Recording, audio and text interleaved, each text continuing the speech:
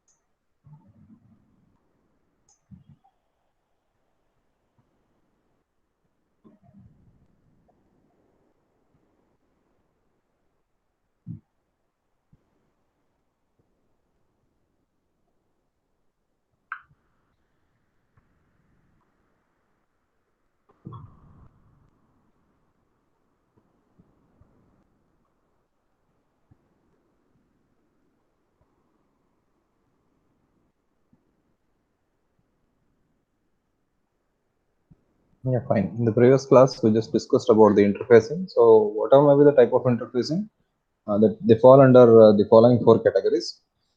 They can be digital quantities, analog quantities, pulses and pulse rates, and telemetry. So, we have seen extensively the video covering the telemetry. So, if it is a very large plant or a industry, so one has to communicate with each other to say that to ensure that the manufacture is going on properly. For this, we require telemetry. So telemetry data may be transmitted by landline. So it can be landline. Nowadays, no, it is everything is IoT now. So no question of landline and all. So it can be radio. So you can use walkie-talkies to communicate with each and every other block, or a public telephone network. So usually telemetry in industries is characterized by sending data in serial form, encoded in standard RKI characteristics. So ASCII characteristics use ಮಾಡಿ will send the data. For small quantities of data, transmission is usually asynchronous. So these were things we have discussed in the previous class. So in today's class, I'll be dealing more in general about the following interfaces only. So let us try to see how the input interfacing is done in computers. So I'll share the screen now.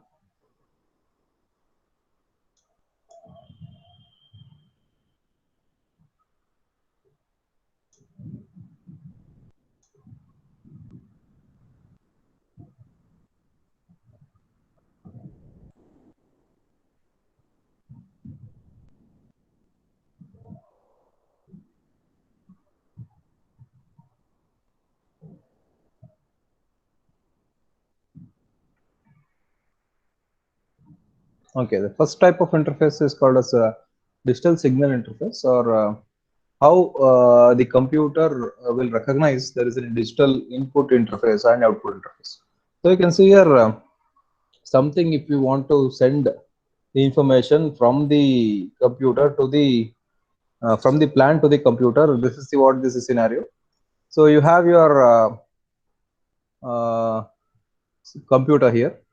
So you can see a plant or the process or the industry which is under the computer control will send the digital input signals. So the question is, uh, can it be analog? So for analog, we have to deal with ADC. So here the input itself is digital input signals. So you need not convert anything here. Directly we can grab the data. So whatever the plant is sending, first it is kept in a digital input register. So first it is stored in a digital input register. So once your CPU, once your CPU is free, and when the user wants to read the data, so he has to decode the address, or he has to send an instruction saying that now I am ready, you can send the data whatever is there in the input register, the digital input register. So once that is done, the select and enable are enabled. So control signal or the control bus will enable the things. Once there is a select line and the enable line, whatever data is present inside digital input register will come into your CPU. Will come into your CPU. So this is how the digital input interface should be done. So whatever data is there, based upon the address decode, the select line will be enabled.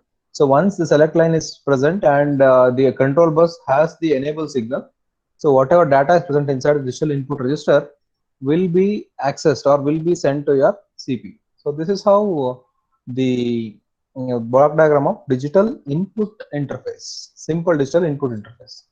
Very simple, guys. You need to concentrate much on what data, what is the type of data. The type of data is digital only, no need to convert the data directly. Whatever data is there, directly send it to your computer once you have the proper address decode. This is how the simple digital input interface will work. So if you want to know about the timing diagram, so simple read input timing diagram.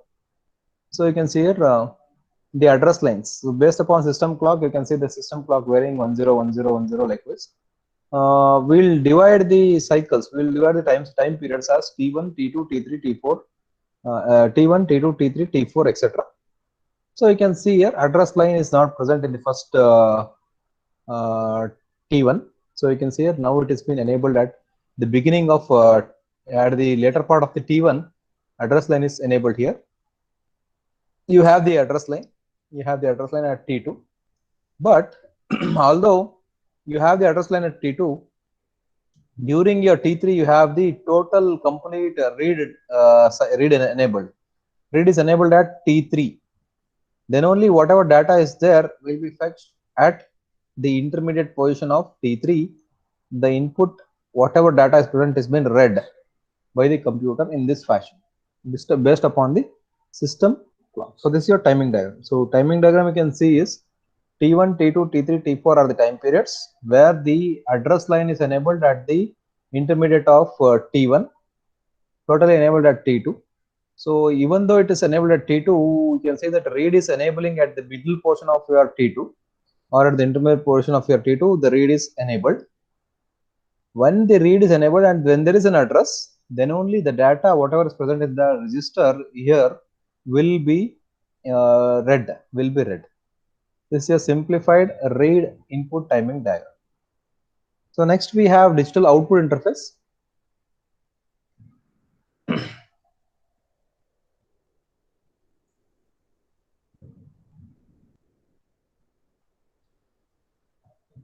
So don't mark your attendance until unless I tell you guys. Okay.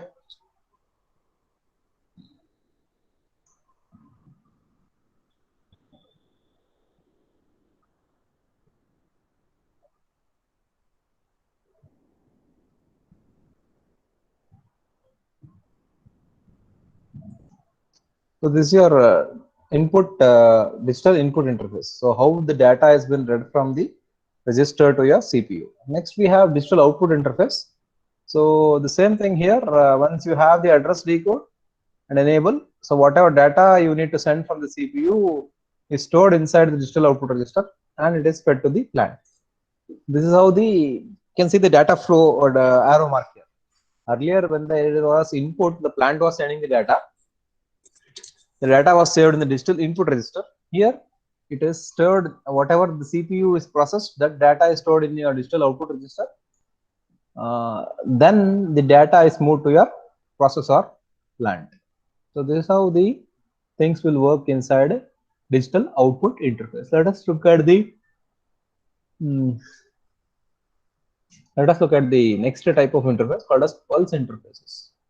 So pulse interfaces, you have both input and output as shown in this diagram. So whenever the plant will send the pulses, first it is sent to a pulse counter. It will count the number of pulses. So you can see a pulse train is coming here at this point. So when it is input, there is a pulse counter. Similarly, whatever there is inside the pulse counter is counted by a data bus. It's taken care by data bus. Similarly, for pulse counter, the control as well as address is enabled. Address decode, enable signal is given by the control. Whenever there is an enable signal and address decode is there, the whatever there, the data is there inside the pulse counter is taken by the CPU. Similarly, pulse output interface, whenever we want to send the pulses to the industry or the process under control, we need to check that the proper address decode is there and enable is there. Enable we can make on and off. So data, you are sending it to your pulse train generator. So finally, you are sending a train of pulses to your plant. So many of the applications fall under, majority of applications fall under this pulses and pulse rates. Why? Because many motor applications will require the precise rotation of the motor. So the precise rotation of the motor is achieved by giving the number of pulses. So if you just remember your stepper motor programs, whenever we try to step down or whenever we try to rotate the motor, we want to change the data rate. So data rate going into your motor has been controlled.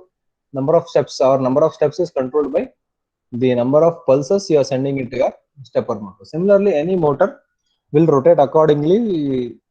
So for example, the elevator, the lift example. Lift is an example of the pulses and the pulse interfacing. Whenever you want to control the lift, you need to have some precise rotations. You cannot rotate your motor as in on required by yourself. You need to program it properly. At step number 10 or at the 10 feet height, it should stop. You should not go beyond 9 feet, or it should not go behind the 9 feet or beyond 11 feet. So that is what is the key parameter in the pulse and pulse trains. You need to precisely control the number of rotations. So this is about your pulse input and output interface.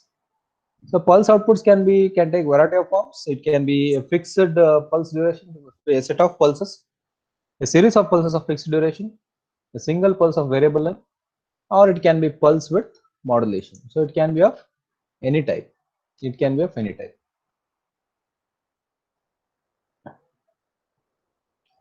Okay, this is about your pulses and pulse trains. Next we have analog interface. So what is the case in analog interface is that you need to have a ADC. So you have the plant. The plant is sending the analog input. So we need to channelize that. You need to multiplex all the signals which are coming from the plant and send it to a sample and hold circuit. Once the sample and hold is done, the data is sent to your analog to digital converter. So ADC, we have many types of ADCs like R2R DAC ADC, current steering DAC. Many types of ADCs are there. Whichever is convenient for your design, we can make use of this ADC. So whatever data is coming from the plant is multiplexed here. So once it is multiplexed, it is sent to your sample and hold circuit.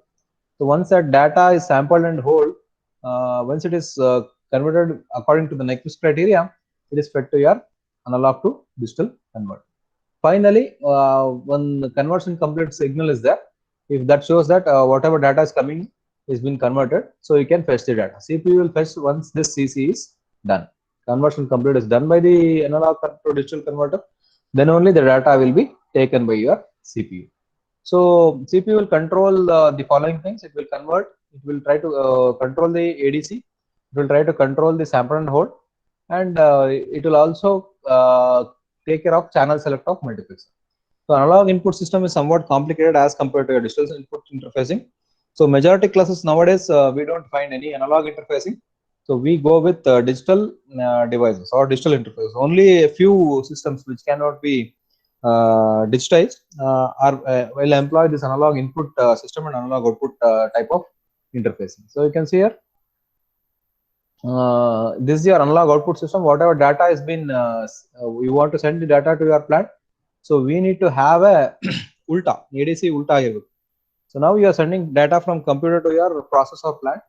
So we need to have a digital to analog converter. Digital to analog converter is to be employed when you are sending the data from the computer to plant, because computer is always a digital device.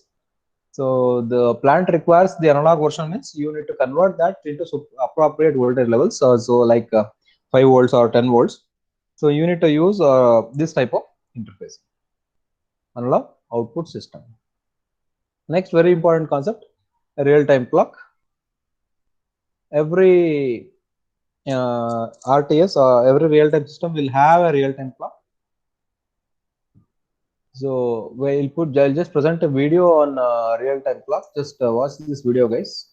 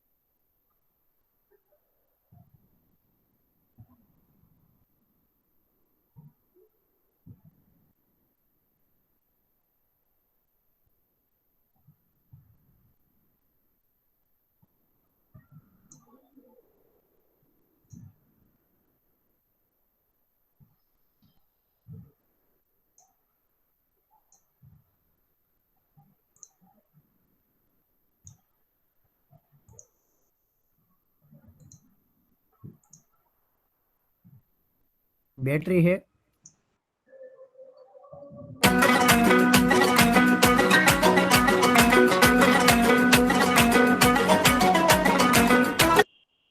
Hello friends, आज के इस video में हम सीखेंगे RTC crystal के बारे में, मतलब कि रियल टाइम क्लॉक। आरटीसी का मेन वर्क है वो डेट और टाइम अपडेट करने के लिए ये यूज होता है। इससे अलावा भी इसका कई सारा काम है। ये आरटीसी क्रिस्टल है वो मोबाइल, कंप्यूटर, लैपटॉप सभी डिवाइस में आती है। अपडेट तब करेगी जब हमारा कंप्यूटर बंद हो। आपने एक्सपीरियंस से मुताबिक आपने कहीं देखा होगा कि आप जब भी कंप्यूटर बंद करते हो उसे महीने 5 दिन के बाद उसे फिर से शुरू करते हो तो डेट और टाइम जो है वो आज के ही बताएंगे, क्योंकि उसमें जो आरटीसी रियल टाइम क्लॉक है वो चालू रहता है। और वो कैसे रहता है वो हम देखेंगे आज इस वीडियो में। तो वो एक CMOS 3 वोल्ट की बैटरी होती है। जब भी आपका कंप्यूटर बंद होगा तब ये 3 वोल्ट CMOS है वो ये एक बैटरी है। ये बैटरी पहले साउथ ब्रिज चिप में जाएगी और साउथ ब्रिज चिप है वो आरटीसी को पावर देगी ताकि वो अपना जो डेट और टाइम है वो अपडेट कर सके। उसकी जो फ्रीक्वेंसी है वो 32.768 किलोहर्ट्ज़ है। आरटीसी अगर हमारे मोबाइल या कंप्यूटर में अच्छी तरह से काम नहीं करेगी तो कौन से प्रॉब्लम आते हैं, तो कि स्पीड स्लो हो जाती है, कोई फाइल सेव नहीं होती, इंटरनेट प्रॉपर नहीं चलता। वो सारी प्रॉब्लम है वो आरटीसी काम नहीं करने से होते हैं।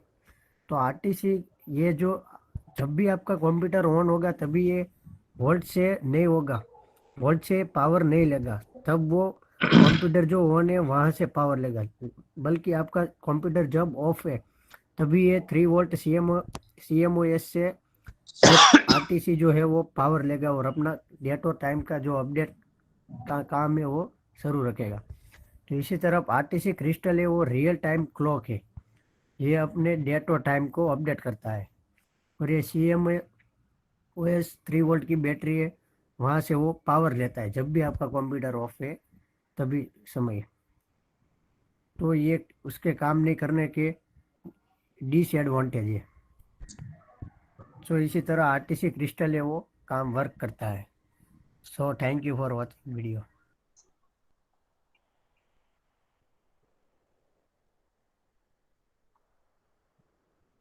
So you can So take you up want to be this. a software engineer at Google?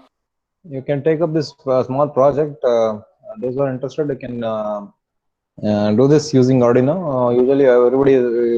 So you guys are having Arduino, I guess. If you don't have, also, if you have interest, you can do this project. You take up this Go to project, guys. algoexpert.io. Pick a question, read the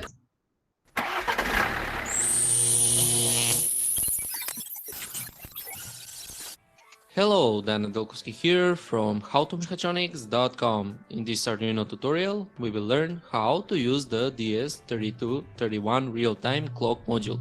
The first question that comes here is why we actually need a separate real-time clock for our Arduino project when the Arduino itself has a built-in timekeeper. Well, the point is that the real-time clock module runs on a battery and can keep track of the time even if we reprogram the microcontroller or disconnect the main power. The DS3231 is a low-cost, highly accurate real-time clock which can maintain hours, minutes and seconds as well as day, month and year information. Also, it has automatic compensation for leap years and for months with fewer than 31 days. The module can work on either 3.3 or 5 volts, which makes it suitable for many development platforms or microcontrollers. The battery input is 3 volts and a typical CR2032 3 volts battery can power the module and maintain the information for more than a year. The module uses the I2C communication protocol, which makes the connection to the Arduino board very easy. Here's the circuit schematic. So all we need is 4 wires, the VCC and the ground pins for powering the module, and the 2 I2C communication pins, SDA and SCL. Once we connect the module, we need to program the Arduino board to work with the real-time clock. However, when it comes to programming a communication between Arduino and an I2C module, the code isn't that small and easy. Luckily, there are already several libraries for the DS3231 real-time clock which can be found on the internet. For this tutorial, I chose to use the library made by Henning Carlsen, which can be found and downloaded from his website, rinkydinkelectronics.com. So once we download and install the library, we can use its first demo example to initially activate the clock of the real-time clock module. In the setup section of the demo example code, we can notice that there are 3 lines that we need to uncomment in order to initially set the day of the week, the time and the date. The first line is for setting the day of the week. The second line is for setting the time in hours, minutes and seconds. And the third line is for setting the date in days, months and years. Once we upload this code, we need to comment back the 3 lines and re-upload the code again. If we take a look at the loop section of the code, we can see that now using the 3 custom functions, we get the information from the real-time clock and print them in the serial monitor. Here's how they appear in the serial monitor. Now, even if we disconnect the Arduino power and then reconnect it and run the serial monitor again, we can notice that the time keeps going without being reset. So now we have our real-time clock up and running and we can use it in any Arduino project.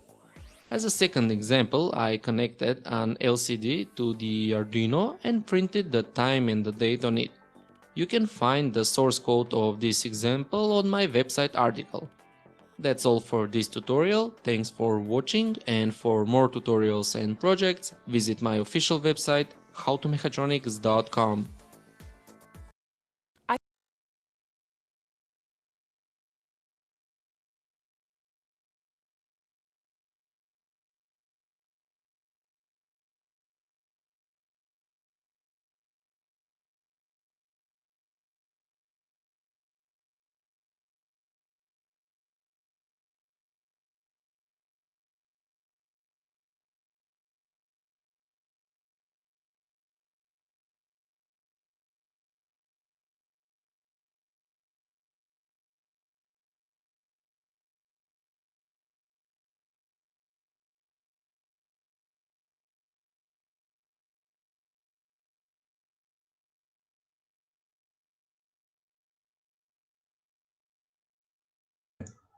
So now you got what is the real-time clock. So whenever we turn off any system, the system date and time will be saved by this. The system keeps its time by real-time clock. So every circuit will have a real-time clock. Every computer or every laptop or every mobile phone should have a real-time clock. Why? Because even though the power is off, it keeps on ticking the time and date. That's what. So in the next class, we'll be dealing with RTC in detail. How to design the RTC using a simple 240 volts 50 hertz AC and all. So in today's class, we dealt about the following four important interfaces: analog quantities, digital quantities, pulse interfaces, and telemetry. So guys, if you have any doubt, you can just ask me, or else you can mark your attendance and you can leave the class. I'll give you 2 minutes. If you have doubts, you can ask me.